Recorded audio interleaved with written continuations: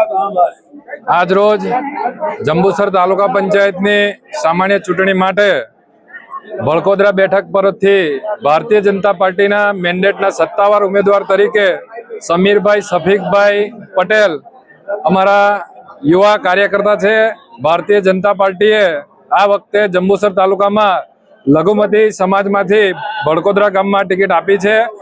Bharatiya Janata party Jambusar તાલુકામાં લગભગ 4 ticket એ લઘુમતી સમાજમાંથી આપી છે। ભારતીય જનતા પાર્ટી હર હંમેશ સૌનો સાથ, સૌનો વિકાસ, સૌને સાથે લઈ ચાલતી પાર્ટી છે અને અમને વિશ્વાસ છે કે અમારી આ જે બેઠકો છે કુલ 22 બેઠકોમાંથી ભારતીય જનતા પાર્ટી ગઈ વખતે 15 બેઠકો જીતી હતી।